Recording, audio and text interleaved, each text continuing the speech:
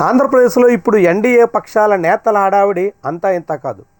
Vizag steel ప్లాంట్కి సంబంధించి 11,440 కోట్ల రూపాయల ప్యాకేజ్ సాధించామంటూ సంబరాలు చేసుకుంటున్నారు. ఇక విశాఖ ఉక్కుని పరిరక్షించినట్టే అన్నట్టుగా కథనాలు వస్తున్నాయి. విశాఖ ఉక్కు సంకల్పం అన్నట్టుగా పత్రికల్లో రాతలు వస్తున్నాయి. ఇంతకీ 11,440 కోట్ల రూపాయల వెనక అసలు మతలబు ఏంటి? ఈ మొత్తం ప్యాకేజ్ వెనక అసలు కారణం ఏంటి? ఈ ప్యాకేజ్తో వైజాగ్ స్టీల్ ప్లాంటు పరిరక్షణ జరిగిపోయినట్టేనా? ప్లాంట్లో ఇక ప్రైవేటీకరణ ఊసే ఉండదా? ఉద్యోగుల వేతనాలు వస్తాయా? ప్లాంట్ మళ్ళీ తన సామర్థ్యానికి తగ్గట్టుగా ఉత్పత్తి చేసేదానికోసం అవకాశం ఉంటుందా? ఇవి అసలైన ప్రశ్నలు. ఇక తాజాగా కేంద్రం ప్రకటించినటువంటి ఈ ప్యాకేజ్ యొక్క అసలు మతలబు ఏంటనేది మనం పరిశీలిద్దాం. ఈ ప్యాకేజీలో 10,000 కోట్ల రూపాయల సహాయం ప్రకటించాం అంటూ స్వయంగా ప్రధానమంత్రి చెప్పుకొచ్చారు. కానీ తెలుగు మీడియాలోకి వచ్చేసరికి, ఎన్డీఏ పక్షాల నేతల నోట్లోకి వచ్చేసరికి 11,440 కోట్ల రూపాయలు అయింది. ఎందుకని ప్రధానమంత్రి 10,000 కోట్లు అన్నారు, వీళ్ళు 11,440 కోట్లు అంటున్నారు? కీలకమైనటువంటి అంశం. ఇప్పుడు జరుగుతున్నటువంటి ప్రసారం మొత్తం 11,440 కోట్ల రూపాయలు, 11,440 కోట్ల రూపాయల ప్యాకేజ్ ఇచ్చినట్టుగా చెబుతున్నారు. కానీ ఇందులో 1,640 కోట్లు ఇంతకు ముందే అంటే సెప్టెంబర్లోనే ప్రకటించున్నారు. ఈ మొత్తాన్ని సెప్టెంబర్లోనే ప్రకటించున్నారు. ఇందులో మళ్ళీ 500 కోట్లు ఉక్కు శాఖ, 1,100 కోట్లు కేంద్ర ఆర్థిక మంత్రిత్వ శాఖ పోతే ఇక 9,800 కోట్ల రూపాయలు మాత్రమే ఇప్పుడు ప్రకటించినటువంటి మొత్తము. విశాఖ స్టీల్ ప్లాంట్కి 11,400 కోట్ల రూపాయలంటూ ప్రచారం సాగుతున్నప్పటికీ ఇప్పుడు అధికారికంగా వెల్లడించింది కేవలం 9,840 కోట్ల రూపాయలు మాత్రమే.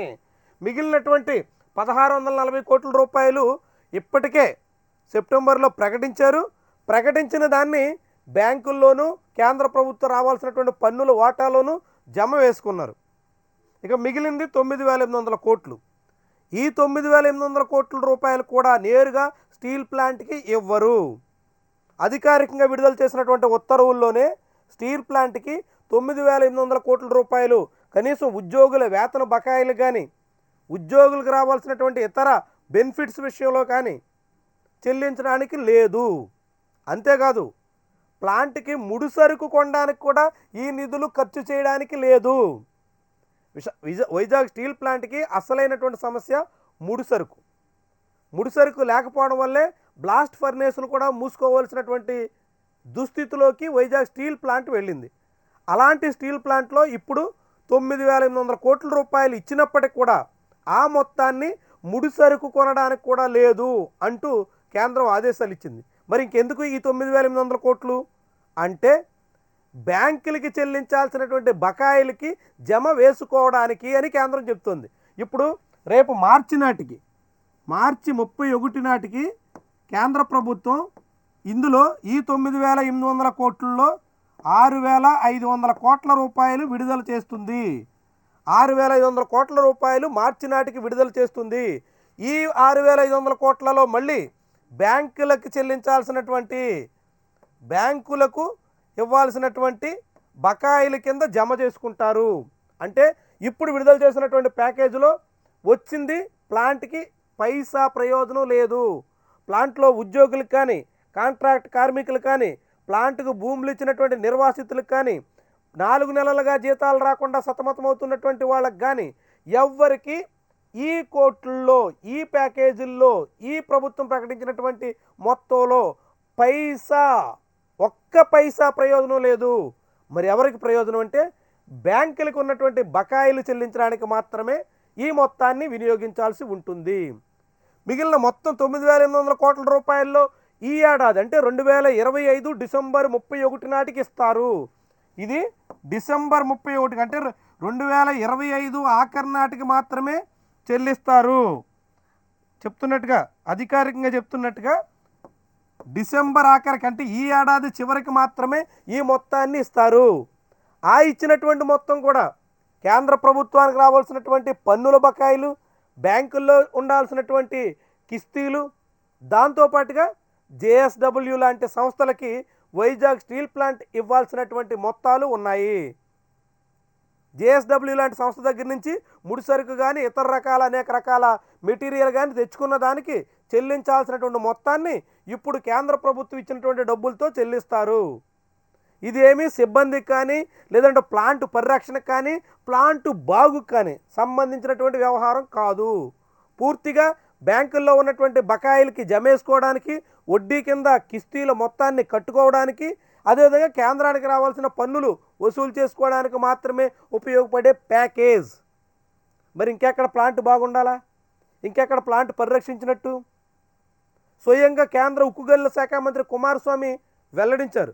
2021లో స్టీల్ ప్లాంట్ని 100% ప్రైవేటీకరణ చేయాలని, పెట్టుబడుల ఉపసంహరణ పూర్తిగా చేయాలని నిర్ణయించాము. అప్పట్లో రాష్ట్ర ప్రభుత్వం అసెంబ్లీలో తీర్మానం చేసి అడ్డుకుంది. అంటే జగన్మోహన్ రెడ్డి హయాంలో అసెంబ్లీ తీర్మానం ద్వారా వైజాగ్ స్టీల్ ప్లాంట్ని అడ్డుకున్నారు ప్రైవేటు పరం కాకుండా అంటూ కేంద్ర మంత్రి 2 రోజుల నాడు ప్రకటించారు. దాని అర్థం ఏంటి? అప్పటి ప్రభుత్వం వైజాగ్ స్టీల్ ప్లాంట్ని ప్రైవేటు పరం కాకుండా అడ్డుకుంది. మరి ఇప్పుడు ప్రభుత్వం ఏం చేస్తుంది? ప్రైవేటీకరణకి ముందు ప్లాంట్కి సంబంధించినటువంటి బకాయిలన్నీ చెల్లించడానికి కేంద్ర ప్రభుత్వం డబ్బులు ఇచ్చి ప్రైవేటు వాళ్ళకు ఉన్నటువంటి బకాయిలన్నీ తీర్చే ప్రయత్నం చేస్తుంది. అంటే ప్లాంట్ని ప్రైవేటు పరం చేయడానికి సిద్ధం చేస్తోంది. ఇప్పటికీ వీఆర్ఎస్ ప్రక్రియ ఆగలేదు, ఇప్పటికీ బకాయి జీతాలు రాలేదు, కాంట్రాక్ట్ ఉద్యోగుల తొలగింపు ప్రక్రియ నిలిచిపోలేదు. ఈ నెలాఖరులోగా సుమారుగా దాదాపుగా ఉన్నటువంటి కాంట్రాక్ట్ కార్మికుల్లో 2000 మందిని వీలైనంత వేగంగా తొలగించాలని ఆల్రెడీ ఆర్ఐఎన్ఎల్ మేనేజ్మెంటు సిద్ధపడుతోంది. దాంతోపాటుగా ఈ ఏడాది నాటికి 1200 మంది కాంట్రాక్టు రెగ్యులర్ ఉద్యోగులు రిటైర్ కాబోతున్నారు. వీఆర్ఎస్ తీసుకున్నటువంటి వాళ్ళు మరొక 1000 మంది ఉంటారు. అంటే 2000 మంది ఉద్యోగుల్ని ఈ ఏడాది ఆఖరి నాటికి సాగనంపబోతున్నారు. ఉద్యోగులకి వీఆర్ఎస్ ఇచ్చి లేదంటే రిటైర్మెంట్ తర్వాత సాగనంపేసి కాంట్రాక్ట్ ఉద్యోగుల్ని తొలగించి ఇలాంటి ప్యాకేజీల ద్వారా ప్రైవేట్ సంస్థలకు ఉన్నటువంటి బకాయిలన్నింటినీ కవర్ చేసి ప్లాంట్ని ప్రైవేటు పరం చేయడానికి సన్నాహాలు చేస్తున్నారు. ఆ ప్రైవేటు పరం చేయడానికి మేకపోతుని బలి ఇవ్వడానికి ముందు అందంగా తయారు చేసినట్టుగానే ఇప్పుడు ప్లాంట్ని బలి ఇవ్వడానికి తగ్గట్టుగా సిద్ధం చేస్తుంటే ఇదే మా ఘనత, ఇదే మా గొప్ప, పాలాభిషేకాలు చేయండి, మా వల్లే ఇది వచ్చింది అని ఆంధ్రప్రదేశ్లో కూటమి నేతలు డప్పు కొట్టుకుంటున్నారు. ఇది కాదా జరుగుతుంటా? కర్ణాటకలో కుమారస్వామి ఏరియాలో ఉన్నటువంటి ప్లాంట్కి 15,000 కోట్ల రూపాయల ప్యాకేజ్ ఇచ్చారు. మరి ఆంధ్రప్రదేశ్లో ఉన్నటువంటి అతిపెద్ద స్టీల్ ప్లాంట్కి, అంటే ఆ ప్లాంట్ కన్నా సుమారు 7-8 రెట్లు పెద్దగా ఉన్నటువంటి ప్లాంట్కి 9,800 కోట్ల రూపాయలు ప్యాకేజ్ ఇచ్చి దాన్ని 11,440 కోట్ల రూపాయలుగా చిత్రీకరించి జనాల్ని మభ్య పెట్టాలనుకోవడం ఏమనాలి దీన్ని? పైగా అది కూడా 2025 డిసెంబర్ నాటికి వీఆర్ఎస్ తీసుకుని వెళ్ళిపోతున్నటువంటి సిబ్బందికి కానీ రిటైర్ అయినటువంటి వాళ్ళకి కానీ సెటిల్మెంట్ చేయడానికి తప్ప ప్లాంట్ బాగు కోసం కాదు. ప్లాంట్లు బకాయిలు ఉన్నటువంటి దాన్ని బుక్ అడ్జస్ట్మెంట్ చేసుకోవడం తప్ప ప్లాంట్ ఉద్ధరణకు కాదు. ప్లాంట్ ఉద్ధరణ కంటే సొంత గనులు కేటాయించాలి, సెయిల్లో విలీనం చేయాలి, వీఆర్ఎస్ ఆపేసి కాంట్రాక్ట్ కార్మికుల తొలగింపు నిలిపివేసి పెండింగ్ బకాయిలు చెల్లించి ప్లాంట్ పూర్తి స్థాయి సామర్థ్యంలో నడపడానికి ఏర్పాట్లు చేయాలి. ఇదేమీ లేకుండా చివరికి 2021లో తీసుకున్నటువంటి నిర్ణయం ప్రైవేటు పరం చేయాలి, 100% డిజిన్వెస్ట్మెంట్ జరగాలి అని తీసుకున్నటువంటి నిర్ణయం ఉపసంహరించుకోకుండా ప్లాంట్ని కాపాడతాం, ప్లాంట్ని ఉద్ధరిస్తున్నాం, ప్లాంట్ బాగుపడిపోయింది అని చేస్తున్నటువంటి ప్రచారాలన్నీ బూటకం తప్ప ఇంకేమనాలి? ఇదంతా జనాన్ని నమ్మించి వంచే ప్రయత్నంగా మనం భావించాలి. ప్లాంట్కి 11,000 కోట్ల రూపాయలు ఇచ్చినప్పటికి కూడా వైజాగ్ స్టీల్ ప్లాంట్ని కాపాడలేకపోయినటువంటి బాధ్యత సిబ్బందిది, ఉద్యోగులది, కాంట్రాక్ట్ ఉద్యోగులది తప్ప ప్రభుత్వాన్ని కాదు అని జనాన్ని నమ్మించే ప్రయత్నం ప్రస్తుతం జరుగుతోంది.